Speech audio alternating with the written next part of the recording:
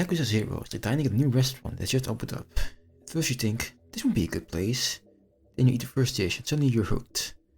Yakuza 0 is a prequel to the Yakuza series, following two of its most famous characters, how they became who they are in the first game.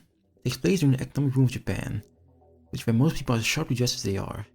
There's also the benefit of the skill tree being money-based instead of experience-based like the other games in the franchise.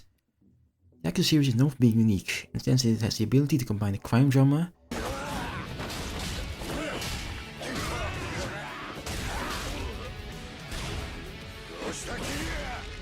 with a wacky comedy movie.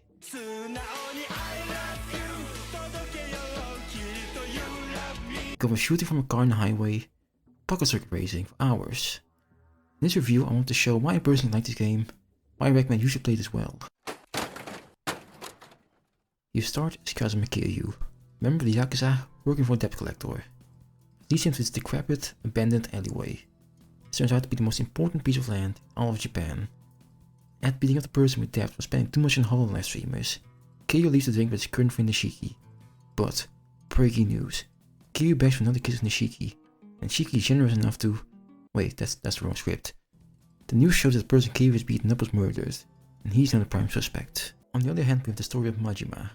Goro Majima is the manager of the most famous cabaret club in town. Now, if you don't know what a cabaret club is, it's a hostess club, basically. At least I think so. But doesn't want to spend his time hanging around pretty women while earning a lot of money. He wants to be a member of the Yakuza like he used to be. He gets one final mission to do that. A hit.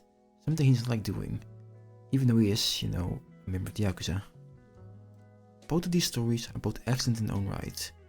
Kiryu having to fight the entire Yakuza, which is not a unique thing to this game apparently. Majima having to kill people for a reason he isn't allowed to know.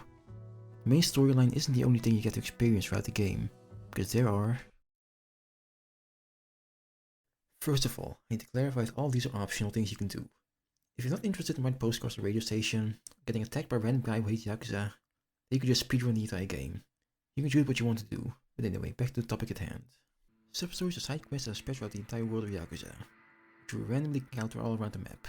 They can be anything, buying an adult magazine for a little kid, meeting Michael Jackson and see his big work.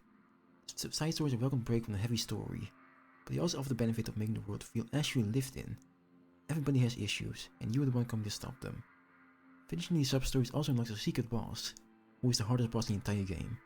Don't fight him if you're not prepared, because he will destroy you again and again.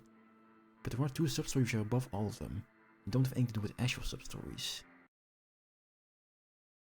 After playing through both stories for a while, you get special minigames with which you can earn a lot of money. Kiryu gets to be part of the real estate market. After learning that 5 billionaires are fighting over this district of Tokyo, Kiryu takes the fight to them, purchasing real estate, leveling it. Yes, that is most of the minigame. After I get challenged by one of the billionaires, a challenge they like to do. That's most of it. On the other hand, Majima finds a desperate cabaret club owner. This owner explains there are 5 cabaret club owners who want to own this district. Majima doesn't take kindly to. This minigame is addicting, to put it slightly. I cannot count the amount of hours I wasted on this minigame alone. I spent like a week straight just playing this minigame because it was so fucking addicting. So you see this menu. This is what the minigame looks like. To hire women from around the district, you can put in these boxes. Clients start coming in and you have to match the correct woman who the guest wants to talk to. Sometimes one of them has a request, so you head to the table and then give a hand signal. Then you have to research old French sign language or something to understand what they mean. I cannot recommend playing this mode more. I don't recommend looking up the women you hire in the cabaret club because, well, let's just say they are movie stars, leave it there.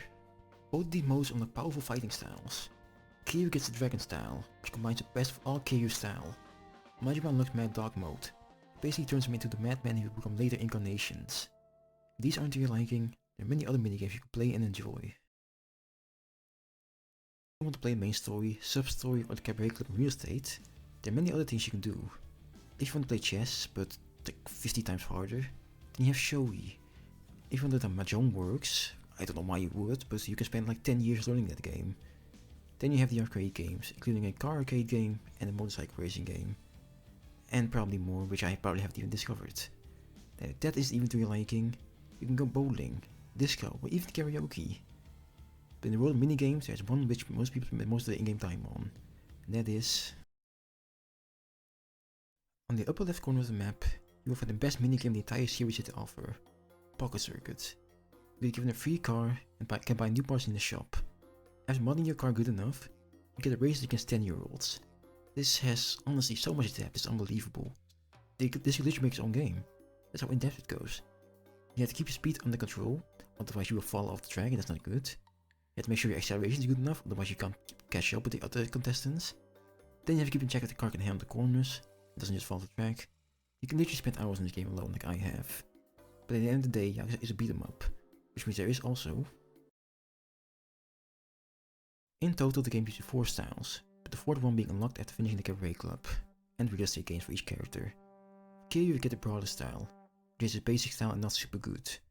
Rush style, which is fast and good for dodging, and beast, which is good for damage but is very slow. Finally you get dragon style, which I believe is a combination of the best of all of Kiryu's style. For Majima you get the stuck style, which is weaker than Kiryu's brawler style and by far the most boring style. Then you have the breaker style, which allows Majima to break dance enemies to death. This is one that's by far the most fun to play with and experiment with, because it just looks so goofy to see one when doing a headstand and spinning around, kicking enemies to death. He also has a slugger move, which gives him a baseball bat and increases his power a lot. For special style however, you get the mad dog style, which lets Majima speed across the fight and stab his enemies to victory. Remember, canonically these guys never kill anyone. Yakuza is a game that has embraced its weirdness and uses it to near perfection. From the car chases sequence, to you watching adult videos, this is everything you could ever do in a video game. Not many games are like Yakuza. I hope exists with more of it in the future. If I had to grade it on a scale of like 0% to 100%, I would probably give this game like a 95% to be honest. Because the combat is fun and all, and the rest is digitally perfect in my opinion. But there are still some annoyances with it, like sometimes your character doesn't look the right direction and stuff like that.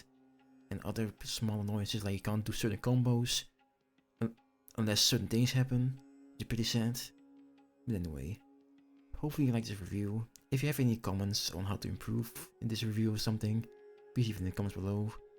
Like and subscribe if you liked it and stuff. And I hope you will play this amazing game as well in the future.